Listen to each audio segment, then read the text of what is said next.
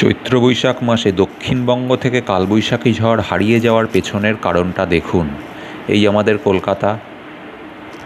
কলকাতার উপরের দিকে উত্তর দিক ম্যাপের ও নিচের দিকটা দক্ষিণ দিকে রয়েছে বঙ্গোপসাগরের হাওয়া আপনারা দেখতে পাচ্ছেন এই দিকে কলকাতার দিকে আসার চেষ্টা করছে।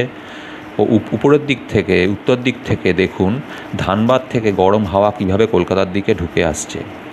ও এই গরম হাওয়া কিন্তু ড্রাই লু বাতাস, যেগুলোর মধ্যে কোনো রকম জলীয় বাষ্প থাকে না। এগুলো ছোটনাগপুরের মালভূমি অঞ্চলে লু বাতাস ঢুকে আসছে, এইভাবে ঢুকে এসে কলকাতার দিকে চলে আসছে।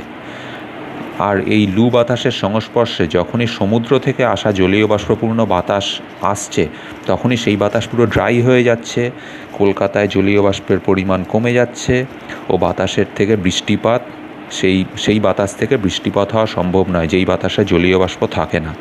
আর এই বাতাসগুলো এইখানে ঢুকে আসছে তার কারণ এই বাঁকুড়া, বর্ধমান, বীরভূম এই সমস্ত জেলাগুলোতে গাছের পরিমাণ এখন অনেক কমে গেছে। আর গাছের পরিমাণ কমে যাওয়াতে যে বাতাসকে আটকানোর জন্য যে বাউন্ডারির দরকার, সেই গাছগুলো বাউন্ডারি হিসেবে কাজ করতো, সেই বাউন্ডারি এখন আর নেই। ফলে এই লু বাতাস পুরোপুরি ঢুকে আসছে। আর এই লু বাতাসের সংস্পর্শে এসে এই দক্ষিণ দিক থেকে সমুদ্র থেকে আসা বাতাসগুলো পুরো ড্রাই হয়ে যাচ্ছে। আর এর প্রভাব পড়ছে কলকাতা ও দক্ষিণবঙ্গের সমস্ত জেলার কৃষিকাজের ওপরেও। গরমের জন্য চাষের জমিতেও ক্ষতি হচ্ছে। এই বিষয়ে সচেতন হয়ে আমাদের সবাইকে একসাথে এর জন্য কিন্তু কাজ করতে হবে। গাছের বাউন্ডারি এইসব জেলাগুলোতে আবার ফিরিয়ে আনতে হবে, অন্যান্য বিভিন্ন উপায়ে এর মোকাবিলা করতে হবে।